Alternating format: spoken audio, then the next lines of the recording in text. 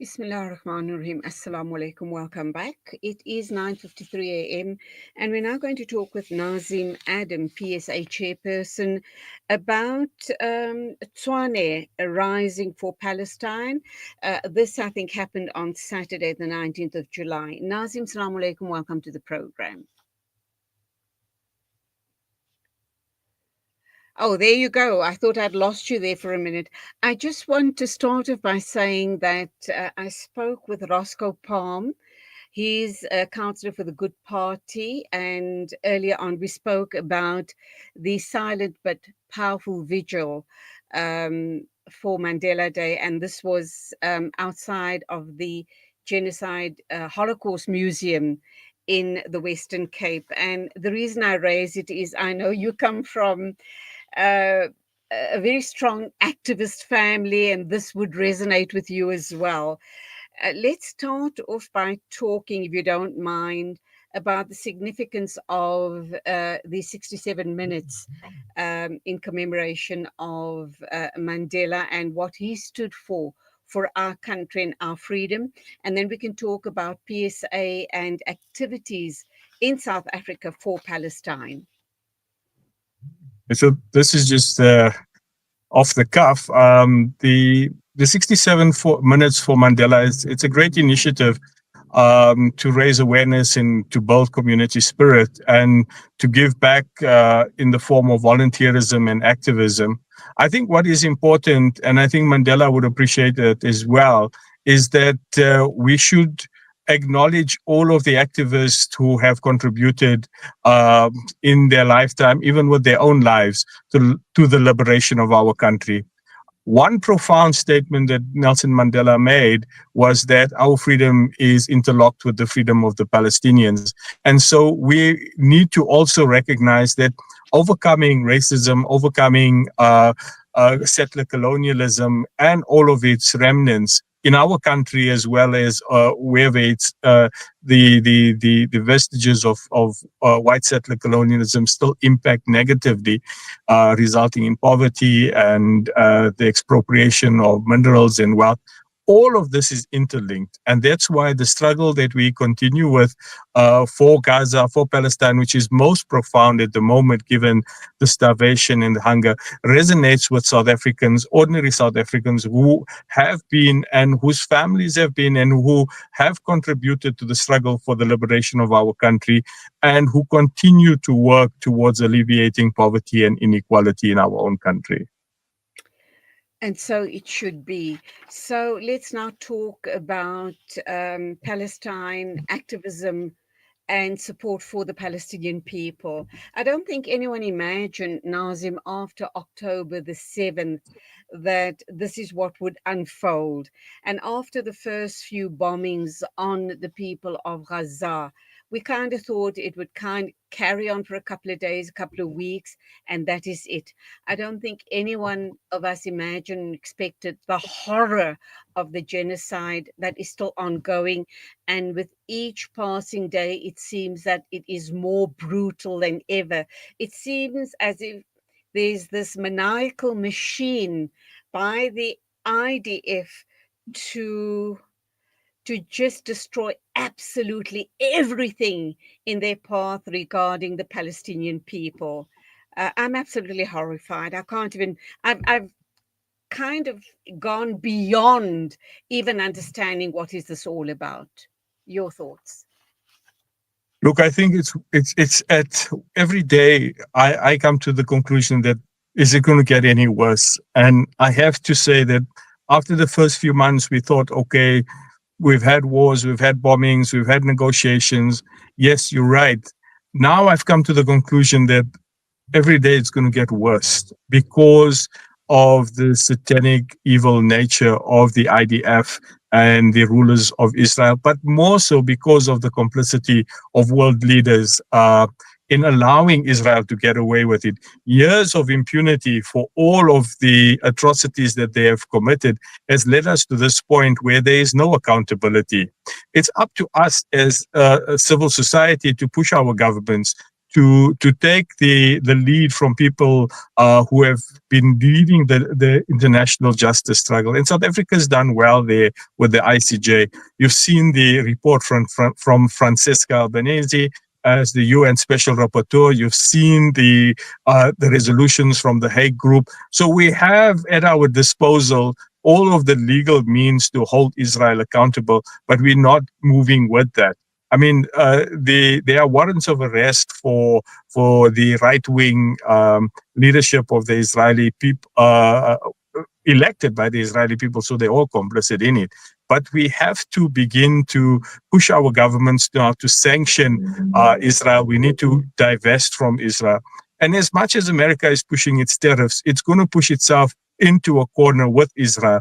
And we as the global South are mobilizing and organizing so that our governments, and we need to ensure that we protect our governments and we do not have the kind of regime changes that we've seen happen when governments don't toe the line of the American elite. We've seen some signs of that with the Afrikaner pseudo-genocide claims, and we've seen that with a number of other things happening across the globe. But we have to be vigilant to this to ensure that progressive governments, progressive liberation governments, and parties that are committed to the struggle against apartheid maintain power and continue to drive towards sanctions against Israel. We need now full sanctions. The Hague Group has said that they cannot dock their ships, that there's no arms supply and so forth. But we've also got to now move our government to stop the coal and oil exports to Israel, as well as some of the other agricultural stuff. You just answered my question that I was going to put to you regarding the coal exports to Israel. You also mentioned Francesca Albanese, the UN rapporteur. We're very pleased here at Salam Media to announce that we have invited her to come on a speaking tour to South Africa in September. So we too are doing our bit in getting the voices of the Palestinians heard. But for the rest of us as South Africans, are we doing enough? You spoke about the ICJ case as well, and inshallah, it will forge ahead, though we have heard that Trump is calling for the sacking of the chairperson of the ICJ. But we will continue forging ahead. Do you believe that there's more that we South Africans could be and should be doing regarding protest action? Look, for the first thing, I take inspiration from people like Imtiham who left Microsoft and exposed them. If you remember a few months ago, shame on you, Mustafa, which says that there are young people out there willing to make sacrifices to lose their jobs. And I think part of this, the sacrifice that we all, it's a sacrifice that we all have to make to join the boycott movement and support it. Join the protest. I think there's a place for it. People need to be part of the protest so that we expose and hold people accountable. I know this coming Friday at 2:30, we're outside the UAE, the United Arab Emirates consulate in Pretoria, because they are so directly involved in the occupation and in the settler movement that occupies Palestinian lands, that we have to hold them accountable as well.